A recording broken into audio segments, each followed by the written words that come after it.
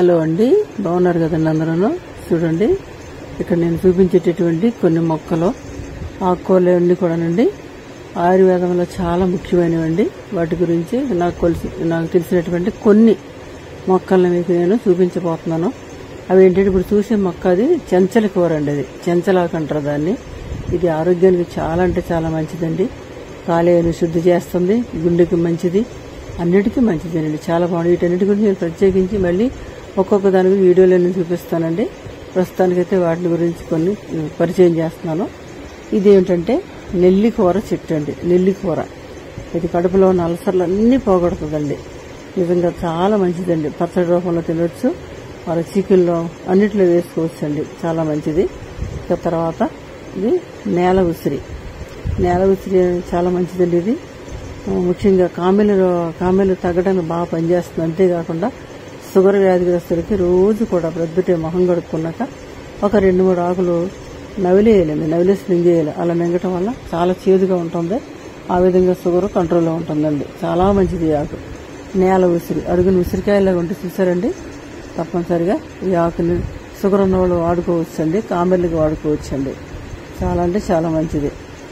అలాగే మరి ఉన్నటువంటి చూడండి, ఇది కొండపిండాకు. దీని గురించి అందరికీ తెలుసు. కిడ్నీలో అది రాళ్ళు లేకుండా మరి తగ్గిస్తా పనిచేస్తుంది. ఆకులు అది మొత్తం అంతా కూడా ఆ పువ్వులతో సహా మనం వండుకోవచ్చండి, తినొచ్చండి. ఆరోగ్యం చాలా మంచిది. అలాగే చూసారండి, ఆకంతా కూడా చాలా బాగుంది, పువ్వులు వచ్చేసింది. ఇది చూడండి, ఇది గుంటగలగరాకు. గుంటగలగరంటే అది కూడా చాలా మంచిదండి. మనకి తల వెంట్రుకలు ముఖ్యంగా పెరగటానికి మరి ఇది కూడా చాలా మంచిదండి. ఆ విధంగా జుట్టు బాగా పెరుగుతుందండి. ఇది ఏంటంటే గలిజేరు. చూసారండి, ఇది తెల్ల గలిజేరు అండి. ఇది కాడ తెల్లగా ఉంటే తెల్ల గలిజేరు అంటారు, ఎర్రగా ఉంటే ఎర్ర గలిజేరు అంటారు. ఇది ఆరోగ్యానికి ఎంత మంచిదంటే చాలా అంటే చాలా. దీని గురించి నేను ప్రత్యేకించిన వీడియో మళ్ళీ మీకు నేను తొందరలోనే పెడతానండి. వివరాలన్నీ కూడా తెలుసుకుని. ఇది బచ్చలి. ఏంటంటే ఇది తీగ బచ్చలి. ఈ బచ్చలి కూర కూడా మన ఆరోగ్యానికి ఎంతో మంచిదండి. అసలు ఇవన్నీ కూడా ఒక్కొక్క దాని గురించి నేను చెప్పాలంటే చాలా మరి వీడియో లెంగ్త్ ఎక్కువైపోతుంది. కాబట్టి అన్నీ ఒకేసారి వివరించుకోవాలి కాబట్టి వేరువేరుగా తప్పనిసరిగా తెలియజేస్తాను. బచ్చలి ఆకు ఈ కార్తీక మాసంలో తప్పనిసరిగా కంద బచ్చలి వండుకుంటారండి తినేవాళ్ళు. మా ఇంట్లో అయితే ఎవరు తెలియదు, నేను చూపించలేకపోతున్నాను. వీలైతే చూపించగలను. చూసారండి, పసుపు మొక్కలు.